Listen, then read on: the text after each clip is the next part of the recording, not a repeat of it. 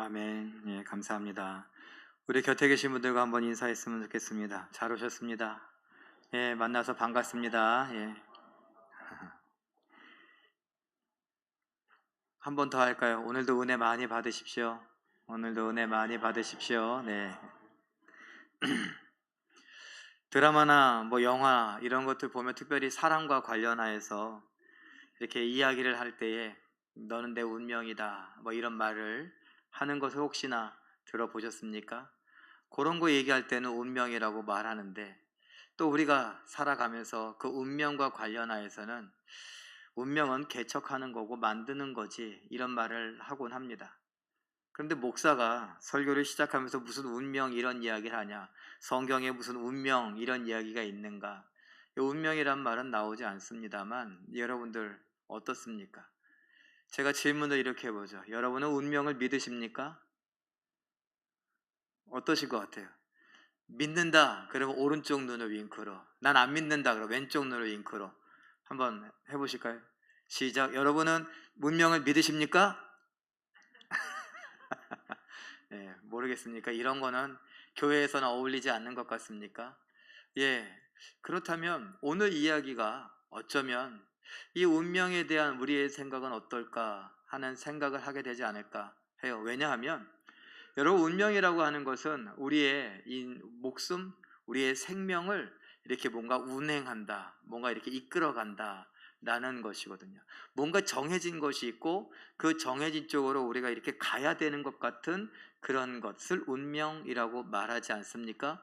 그런데 사전을 찾아보니까 신적인 존재가 우리의 생명, 우리의 인생을 이끌어간다라고 하니 저는 목사이지만 교회에서 잘 쓰지 않는 말이지만, 야, 운명이란 말은 우리가 써야 되는 거다 라는 생각이 들더라고요. 신적인 존재가 바로 신이신 하나님께서 우리의 인생을 보는데 우리의 인생 제일 끝을 보신 분이에요. 여러분은 조금 있다가 1시간 후에 어떤 일이 있을 줄 아십니까? 일부 예배에 이런 얘기를 했었는데 일부 예배 끝나고 나니까 비가 오더라고요. 아이고, 비 오네. 그 뭐예요? 비 올 줄 모르고 우산을 안 챙겨왔어요. 그래서 제가 아낌없이, 아끼는 창고에 있는 우산을 막 내리면 쓰고 가시라고 막 그랬는데, 여러분, 비 올 줄도 모르는, 일기예보에 태풍의 영향권이고 비가 올 것이다라고 얘기했어도 우리는 괜찮은 것 같아서 비 올 줄 모르고 우산도 안 챙겨와서 비를 맞기도 하는 것입니다. 전 어제 저녁에만 해도 오늘 말씀을 준비하면서 그 그림이 괜찮을까? 그 표현이 괜찮을까? 또 운명과 관련해서 조금 더 사전적으로 이렇게 좀 이렇게 딱 정리해 놓고 이걸 또 같이 보고 막 이래야 되는 거 아닌가? 이런 말을 해서 괜찮을까? 뭐 이런 고민들을 하면서 어제 하루 종일 지내고 밤에도 막 너무 힘든 거 있죠? 왜? 오늘 어떻게 될지 몰라서. 우리 다 그래요. 우리는 한 치 앞도 잘 모르고 어떻게 될지 몰라서 걱정하기도 하고 근심하기도 하고 염려하기도 합니다. 하나님께서 아무리 너의 염려를 내려놓으라고 말해도 우리는 믿는다고 말하면서도 이게 잘 안 돼요. 왜? 모르니까. 그런데 하나님은 말씀하십니다. 너의 인생의 끝까지 내가 다 봤는데, 그런 말씀을 하십니다.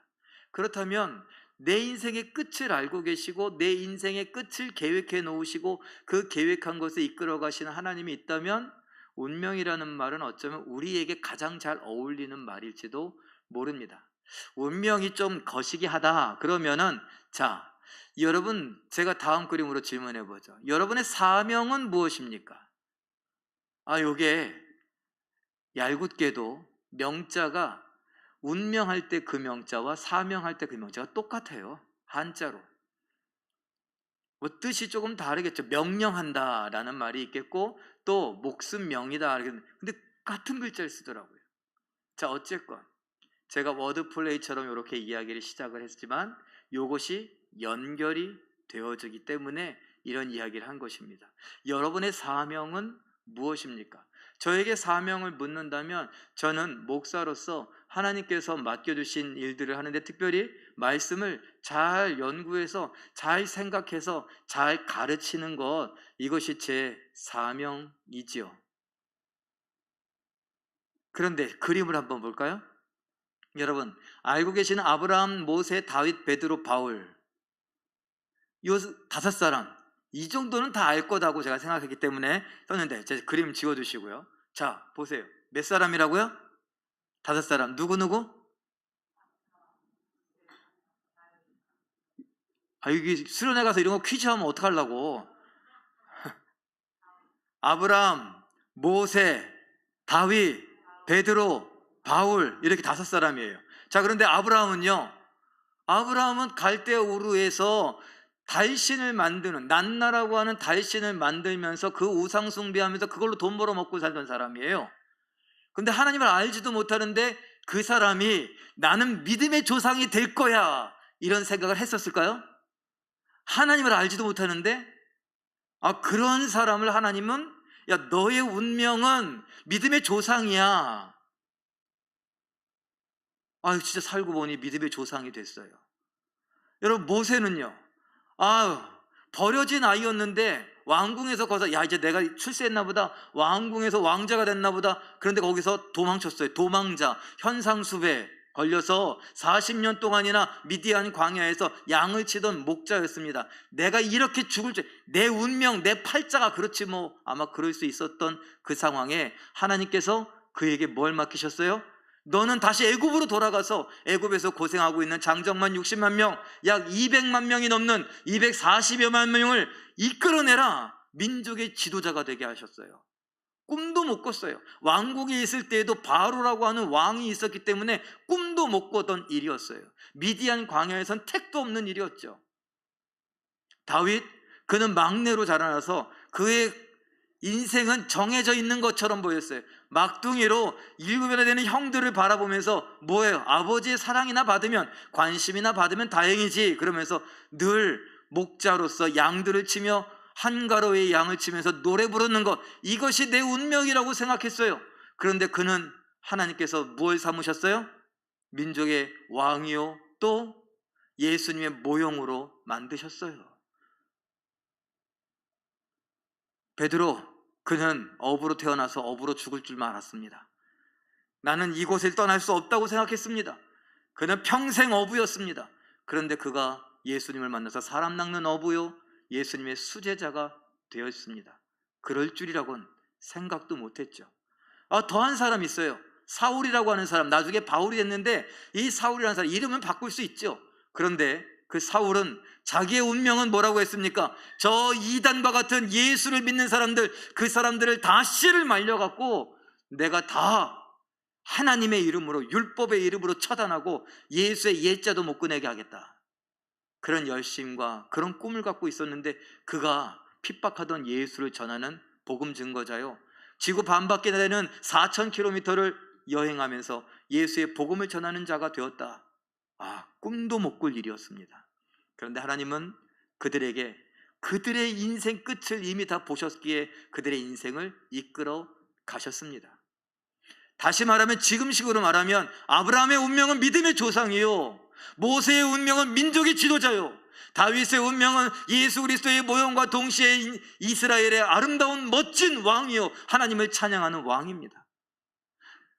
베드로의 운명은 사람을 낚는 어부여 예수의 수제자였고, 사울 바울의 운명은 이방의 왕들에게 복음을 전하는 복음 증거자였습니다. 그러나 그들은 알지 못했습니다. 우리하고 똑같이요.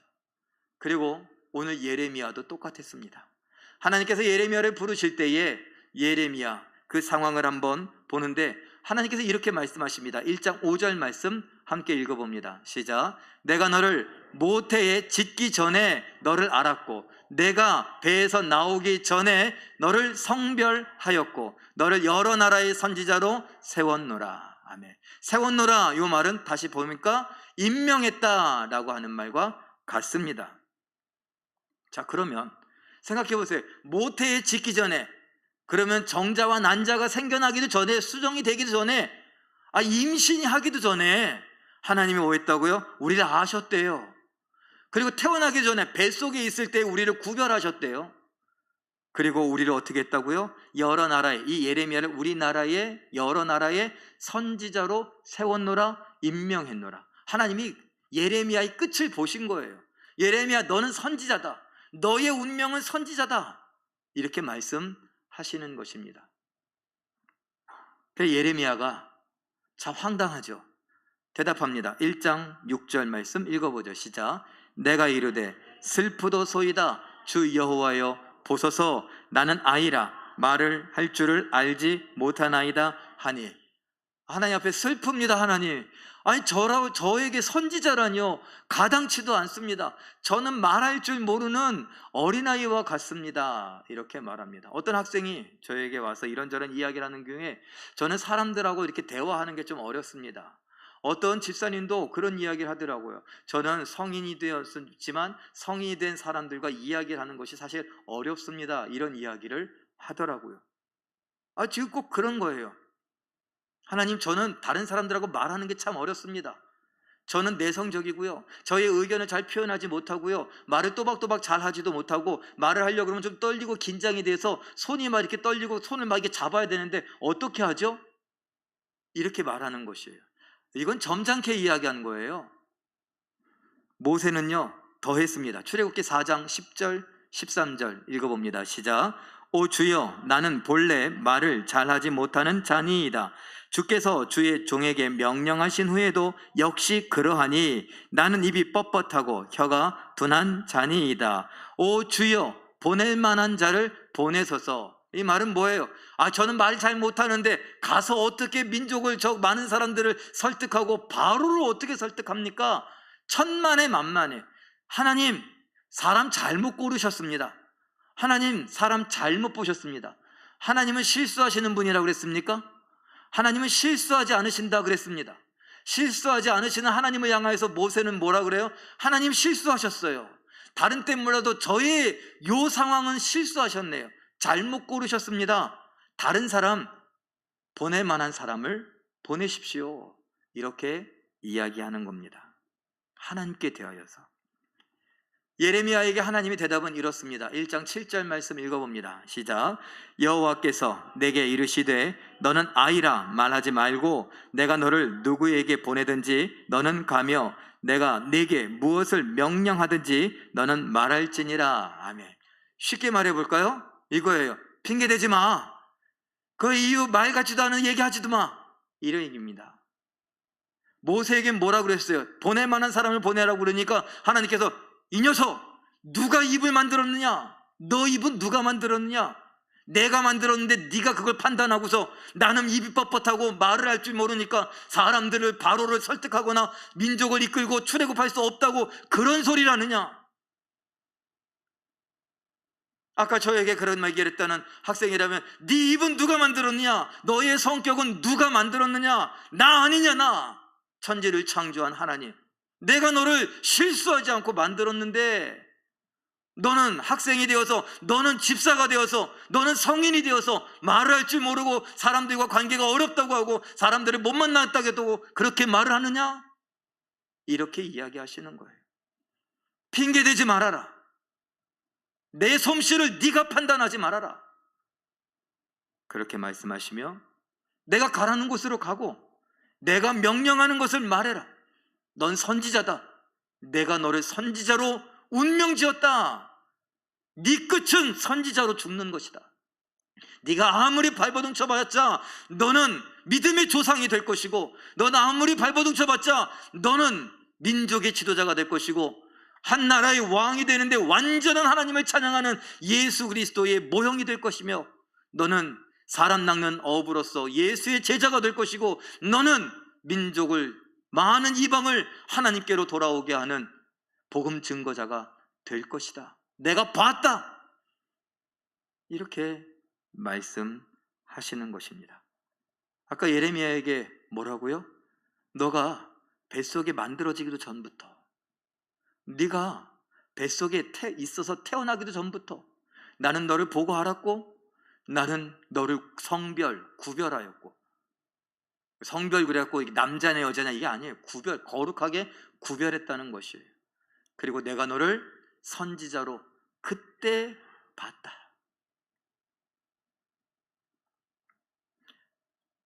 이거보다 더 노골적인 이야기가 있습니다. 에베소서 1장 4절 말씀 읽어보죠. 시작.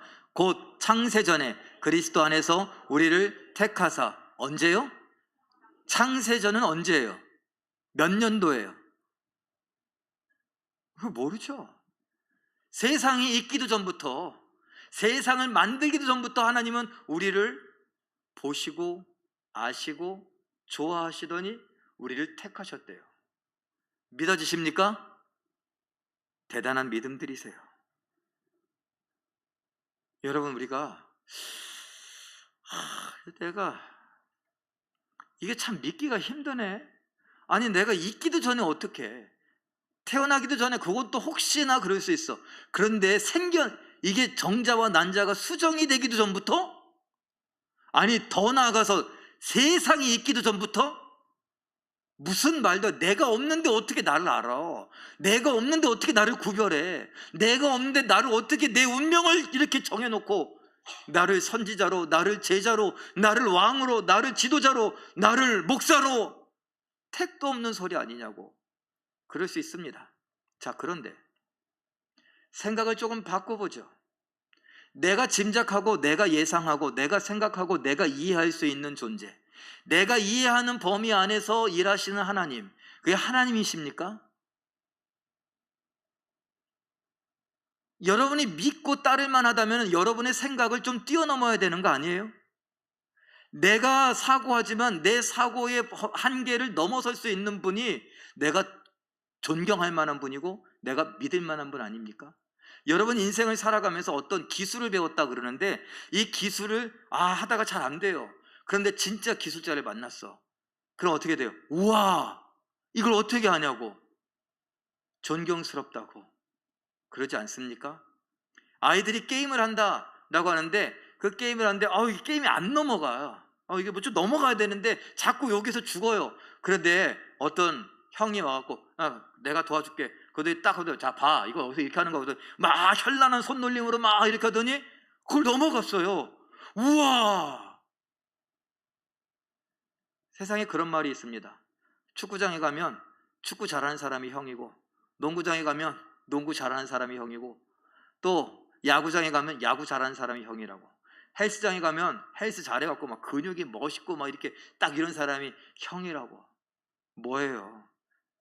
나보다 뛰어난 사람이 마치 형같이 우와, 우러러 보이고 존경스럽다 라는 거예요. 그림 그리는 사람이라면 나보다 훨씬 잘 그리는 사람 보면 이야, 피아노 치는 사람이라면 나보다 훨씬 잘 치는, 기교를 부리고 치는 사람이라면 우와, 이러잖아요. 그와 똑같습니다. 하나님은요, 내 생각의 범위를 넘어서는 분입니다. 아니, 없는데 어떻게 봐? 그러니까 하나님이시죠. 하나님은 영원하신 분이다 라고 말했습니다. 하나님은 알파와 오메가요, 시작이요 마지막이라 라고 말씀하십니다. 우리식으로 말하면 하나님은 가요 하다 라고 말하는 것이에요.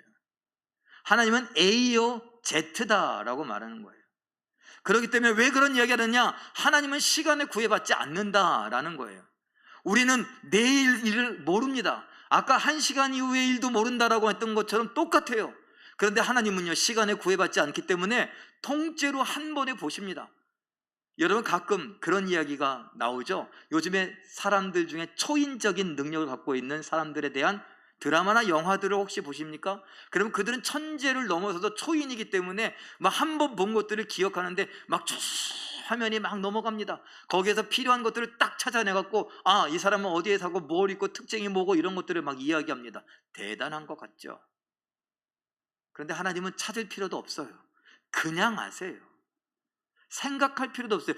네가 몇 년도생이더라? 네가 언제 어디서 태어났더라? 네가 뭘 좋아하더라? 이런 생각 안 하십니다. 그냥 아세요.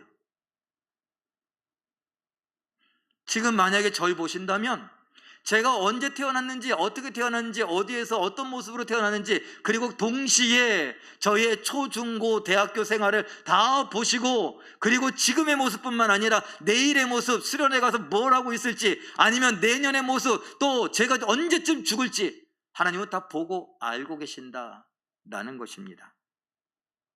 그러기에 창세전에 나를 택했다는 말이 대단한 말입니다. 믿어지는 말입니다. 하나님이니까 가능한 이야기라는 겁니다.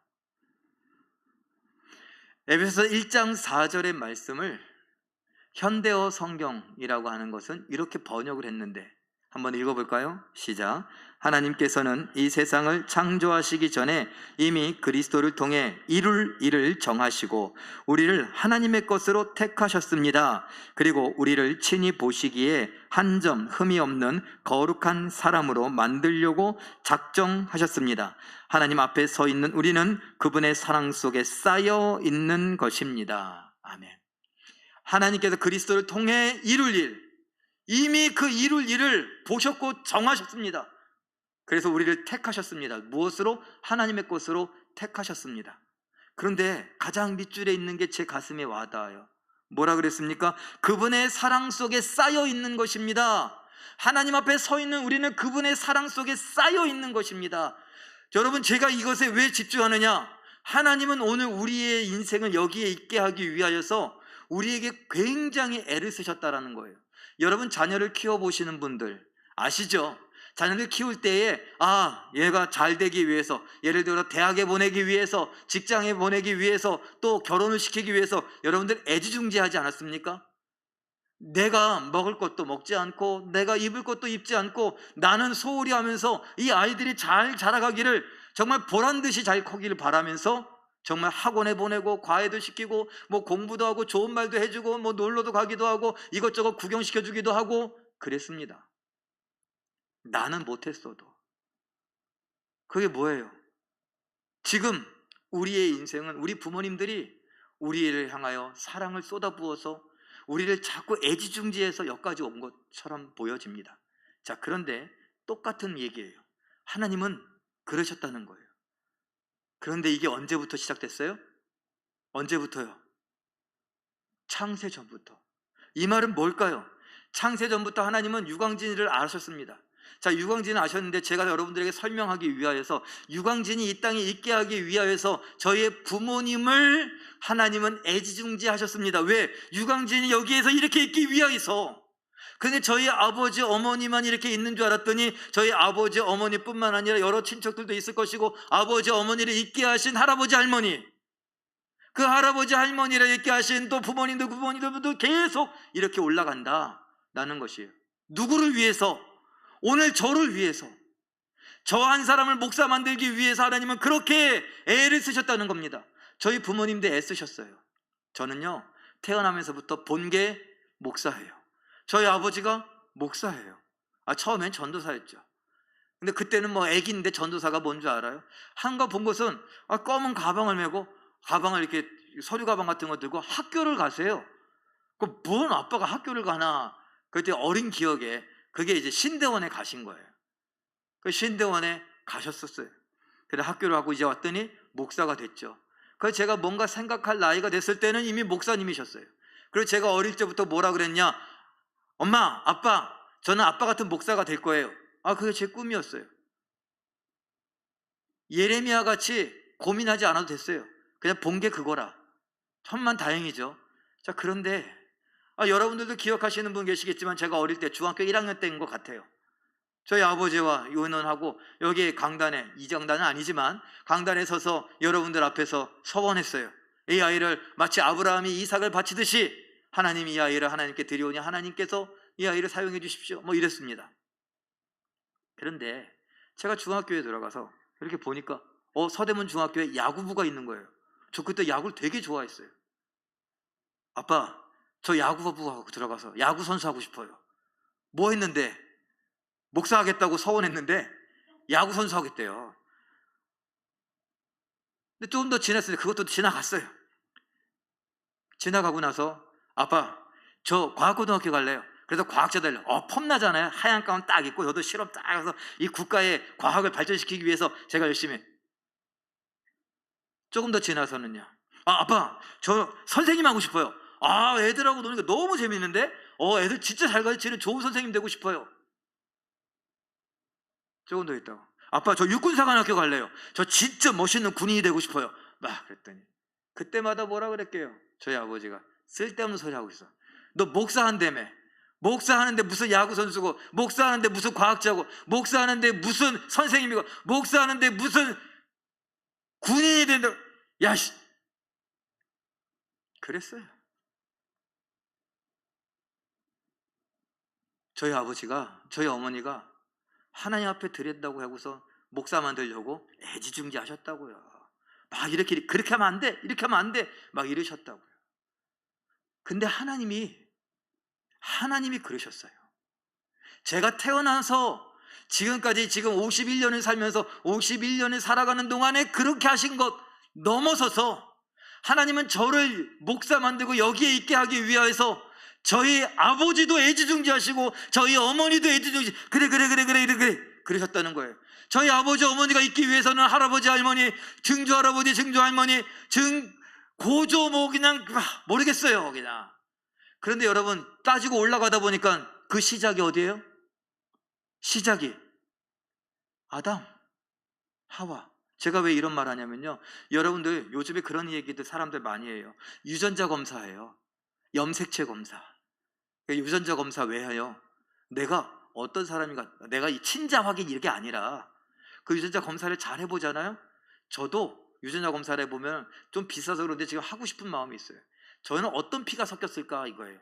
저 안에 몽골 또는 필리핀 아니면은 아프리카 아니면 유럽 그런 민족들의 피가 섞여 있어요. 우리 단일 민족이라고 하지만 여기까지 오는데 여기까지 사람이 오기까지 그 흩어져 온 그런 과정이 있기 때문에 그게 있어요. 여러분 생각해 보세요. 더운 나라 사람들의 그 유전자와 추운 나라 사람의 유전자가 똑같을까요? 달라요. 근데 그런 모습이 우리에게 있다니까요. 왜냐하면 우리는 아담에게서 시작했기 때문에 그 가져오는 과정 속에서 그런 흔적을 우리 몸속에 갖고 있다는 거예요. 하나님은요, 제가 여기에 태어나서 여기에 자라서 목사가 되게 하기까지 저희 아버지 어머니를 통해서 애쓰신 것뿐만 아니라 그 전부터 뭘 보시고 유광진을 보시고, 그건 제 이야기만이 아닙니다. 여러분의 이야기입니다. 여러분 모두의 인생을 보시면서 그 인생이 하나님 앞에 너무나 소중하여 작정하신 것이 있고 임명하신 것이 있기 때문에 그것을 이루기 위하여서 여러분들의 부모님, 할아버지, 할머니 뭐 그냥 그 위까지 처음부터 따지면 아담 하와부터 계속 애지중지하면서 그거는 안 되는데 이거 이러면서 지켜오셨다. 그걸 생각해 보니 오늘의 나는 하나님의 사랑이 쌓여 있는 것입니다. 내 인생 자체는 하나님의 사랑 자체라는 것입니다. 이거 관련해서 신학적으로 구원론이라고 말하는 거 로마서 8장 29, 30절에 잘 정리되어져 있는데, 미리 아셨다, 미리 아신 자를 미리 정하셨다라고 말하는데 그것을 예정이라고 말합니다. 우리 교리에 예정론 이렇게 있죠. 우리를 구원받기로 예정하셨다, 구원하기로 예정하셨다, 택하셨다, 뭐 이런 이야기입니다. 자, 그러면 그 다음 단계는 뭐냐? 부르셨다, 소명이라고 말합니다. 그 다음은요, 의롭다 하신다, 우리를 칭의. 그 다음은 우리를 영화롭게 하신다, 영화. 그 천국의 입구에 가서 예수님의 모습처럼 똑같이 된다는 거예요. 영광스러운 예수님의 모습, 영화. 예수님과 같아진다. 우리의 운명입니다. 미리 정하신 하나님께서 우리를 부르시고 의롭다고 하시고 우리를 천국 가게 하시는데 예수님 닮게 하실 거다라는 것이 성경에 기록되어져 있습니다. 이 성경은 무엇입니까? 우리가 믿는 것이죠. 자, 그리고 지금까지 이야기는 예레미야의 이야기였습니까? 제자들에게 하셨던 말씀, 그리고 오늘 우리에게 주시는 말씀, 요한복음 20장 21절 읽어봅니다. 시작. 예수께서 또 이르시되 너희에게 평강이 있을지어다. 아버지께서 나를 보내신 것 같이 나도 너희를 보내노라. 요것을 예수님께서 제자들을 보내셨구나, 요 정도로 생각한다면 우리의 믿음은 10이라고 한다면 10 중에 2나 1밖에 안 되는 겁니다. 뭐예요? 나도 너를 보내노라. 이것은 나에게 주시는 말씀이라는 거예요. 나를 보내시는 거다.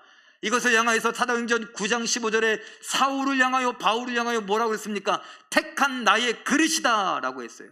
하나님은 오늘 우리를 향하여서 나는 너를 택하였고 너는 나의 그릇이다. 내가 너에게 나의 일을 담아서 쓸 수 있게 할 것이다. 지난주에 원로 목사님께서 귀 쓰는 그릇과 관련하여서 이야기하셨습니까? 예, 그릇. 하나님께서 우리를 향하여 택한 그릇이다 라고 했습니다. 하나님은 우리를 귀히 쓰고 싶어 하십니다. 생명을 살리는 일에 쓰고 싶어 하십니다. 하나님은 보셨습니다. 언제? 우리의 끝이 무엇인지. 내가 하나님 앞에 멋지게 하나님의 그릇으로 쓰임받고 있는 것을 보셨고, 오늘 저를 통하여서 여러분에게 이 이야기를 하시면서 너는 나의 그릇인데 언제까지 아닌 척 할래? 언제까지 나는 입이 뻣뻣한 자라고 할래? 언제까지 아이라고 할래? 언제까지 난 잘 모른다고 할래? 언제까지 나는 내성적이라고 할래? 언제까지 나는 그런 것과 관계가 없다고 할래? 여러분들에게 하시는 말씀이에요. 아버지께서 나를 보낸 것 같이 내가 너희를 보내노라. 그럼 어디로요? 어디로 보내시나요? 마태복음 28장 19절 누구에게? 1번 누구에게? 모든 민족에게 가서 뭐 하라고요? 제자 삼아라. 모든 민족에게로 가서 제자를 삼아라. 누구 제자 삼는 거예요? 예수님이 제자죠. 내 제자는 아닐 거예요. 사도행전 1장 8절에서는요 어디까지 가라고요? 땅끝까지 가서 뭐가 되라고요? 증인이 되라. 누구의 증인? 살인사건 증인?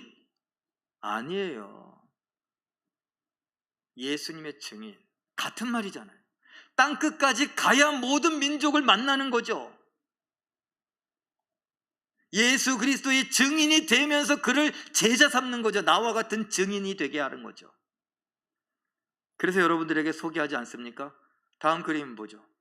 세계 인구는 우리 홈페이지에 가보면은 여호서 프로젝트라고 제일 아랫부분에 가면 관련된 여러 가지 몇 개 홈페이지와 연결되게 해놨는데 거기 중에 여호서 프로젝트가 있어요. 그것은 민족들을 연구하는 그런 기관이에요. 거기에 뭐가 있냐?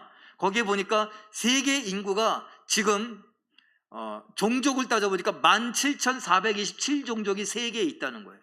종족수가 이렇게 많아요. 17,427종족.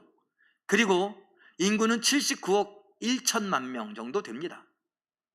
보니까 미전도 종족이 아직도 17,000 중에 7,414종족이 있어요.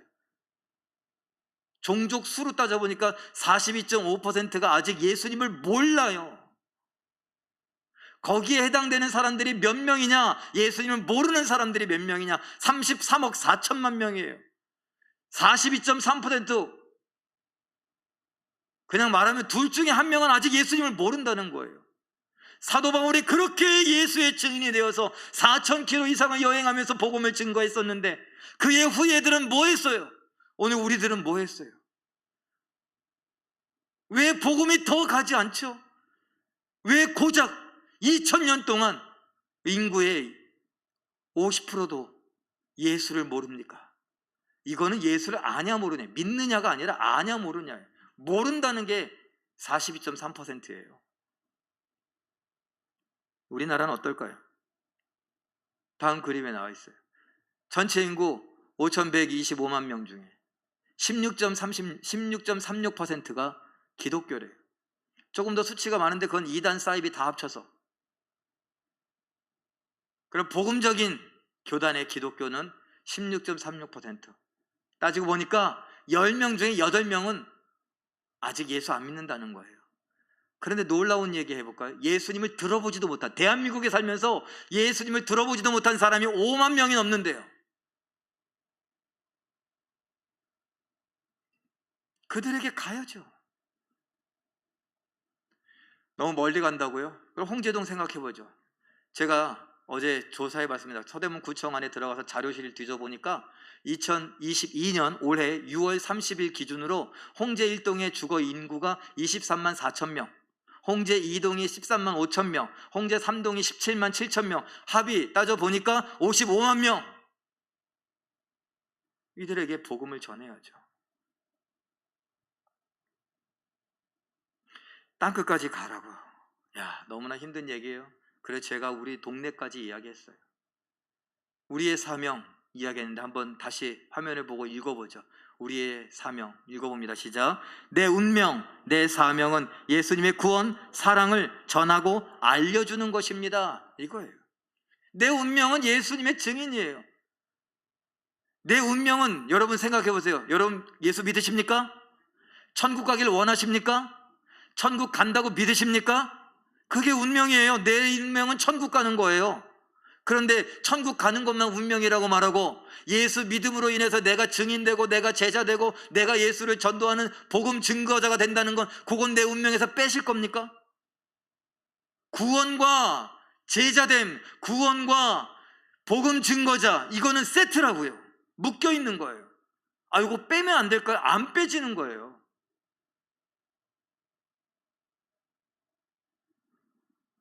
저는 못할 것 같아요. 저는 2001년도에 해외에 처음 나가봤습니다. 외국에. 중국 연변에 갔습니다. 그런데 우리나라 인천공항에서 비행기를 타고 거기 딱 가서 몇몇 공안의 비행기 문이 열리는 순간 난 끝났다라고 생각했습니다. 왠지 아세요? 거기에 갔더니 비행기 문이 열리고 나가세요 그런데 못 나가겠더라고요. 공기가 달라. 숨을 못 쉬겠어요. 그 향내가 이렇게 공기 중에 가득한데 못 내리겠더라고요. 저는 좀 이 냄새에 좀 예민합니다. 야, 큰일 났다. 일주일 있었습니다. 그리고 거기서 한 번도 국내에 있을 때 가지도 않았던 병원을 거기서 갔습니다. 입원했습니다. 그리고 귀국했습니다. 귀국하면서 대한민국의 인천공항에 내리면서 저는 그때 알았습니다. 나는 국내용이다.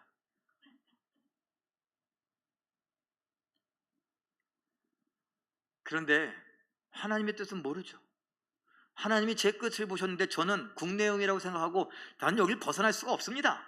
이렇게 말하고 있지만 그렇게 지금도 확신하고 있어요. 저는 어디 해외여행 별로 관심도 없어요. 가고 싶지도 않아요. 거기 가면 무슨 냄새가 날지, 거기 가면 물이 어떤 맛일지, 김치는 있을지 이런 생각하니까 끔찍해요. 그래서 못 갈 것 같아요. 자, 그런데 하나님이 만약에 제 인생의 끝을 봤는데 에티오피아에 있었다. 에티오피아에서 열심히 복음을 전하고 있었다. 그러면 저는 어떻게 해야 돼요? 산소호흡기를 끼고라도 가야죠. 방독면을 끼고라도 가야죠. 그것이 내 운명이고 내 사명이라. 여러분도 마찬가지 아니겠습니까? 이사야 55장 9절 읽어봅니다. 시작. 이는 하늘이 땅보다 높음같이 내 길은 너희의 길보다 높으며 내 생각은 너희의 생각보다 높으니라. 내 생각, 하나님의 생각은 저 유광진의 생각보다 높다는 거예요. 저는 내일, 아니 1시간 후도 모르지만 하나님은 내 인생의 끝을 보시는 분이라고요. 그래서 뭐라고 말씀하시냐? 한마디로 말하면 내가 널 잘한다. 광진아, 내가 널 잘한다. 내가 내 인생의 끝까지 다 봤다. 그러니까 걱정하지 마라. 내가 할 만한 걸 시키는 거지, 할 사람을 시키는 거지, 내가 정확하게 선택을 한 거지, 나는 실수하지 않는다. 잘못 골랐는데? 아니다. 그렇게 이야기하시는 거예요. 지금 네가 숨 쉬는 게 불편하니? 지금 네가 사람들하고 만나는 게 어렵니? 네가 말 표현하는 것이 서투니? 네가 사람들하고 관계 속에서 여러 가지 어려움을 느끼니? 손이 자꾸 떨리고 자꾸 혀가 떨리고 자꾸 눈이 껌뻑껌뻑거리고 자꾸 몸이 뒤틀리고 어쩔 줄 모르겠니? 내가 너의 끝을 봤는데 넌 할 수 있다. 내가 널 그렇게 만들었거든. 조종당하는 로봇 꼭두각시 그런 개념이 아니라고요. 하나님은 우리를 그렇게 사랑하시며 애지중지하셔서 아까 얘기한 대로 저희의 부모님뿐만 아니라 부모님의 부모님들, 그 부모님들의 부모님들까지, 아니 아담부터 해서 하나님은 계속해서 우리 인류를 애지중지하시며 지켜오셨어요. 누구 때문에? 오늘의 나 때문에. 예레미야 1장 8절. 그래서 하나님 말씀하십니다. 읽습니다. 시작. 너는 그들 때문에 두려워하지 말라. 내가 너와 함께하여 너를 구원하리라. 나 여호와의 말이니라. 나 창조자의 말이니라. 나 구원자의 말이니라. 두려워하지 말라. 내가 너와 함께한다. 내가 이 사명을 너희의 운명이라고 맡겨놓고 나는 뒷짐지고 잘하나 못하나 보자. 내가 팔짱 끼고 심판자로 구경하며 내가 걸리기만 해봐. 이런 것이 아니라 내가 너와 함께하며 내가 너를 돕고 내가 너를 지키겠다. 너의 입을 누가 만들었느냐? 너의 눈을 누가 만들었느냐? 너의 떨리는 그 손을 누가 만들었느냐? 너의 자꾸 부딪히는 너의 무릎은 누가 만들었느냐? 자꾸 두근거리는 너의 심장은 누가 만들었느냐? 내가 만든 거 아니냐? 에베소서 1장 4절 한번 다시 읽습니다. 시작. 하나님께서는 이 세상을 창조하시기 전에 이미 그리스도를 통해 이룰 일을 정하시고 우리를 하나님의 것으로 택하셨습니다. 그리고 우리를 친히 보시기에 한 점 흠이 없는 거룩한 사람으로 만들려고 작정하셨습니다. 하나님 앞에 서 있는 우리는 그분의 사랑 속에 쌓여 있는 것입니다. 아멘. 마지막 줄만 한 번 더 읽을까요? 시작. 그분의 사랑 속에 쌓여 있는 것입니다. 하나님의 사랑 속에 쌓여 있는 우리의 인생, 운명, 사명, 내 사명이 복음을 전하는 내 사명이, 예수를 전해주고 알려주는 내 사명이 나의 운명임을 깨달으시며 땅끝까지 오늘 여기서부터 차근차근 가서 결국은 가실 수 있길 바랍니다. 평생 내 남편이 땅끝이라고, 우리 자식들이 땅끝이라고 그러지 마시고 이젠 거길 벗어나서 한번 다른 데 가봐야죠. 다른 사람들에게 복음을 전해봐야죠. 내 운명인걸요. 내 사명인걸요. 그렇게 하나님의 사랑에 쌓여서 하나님 맡겨주신 그 사명 감당하며 하나님의 기쁨이요 하나님께 영광 돌려드릴 수 있는 우리 모두가 되시길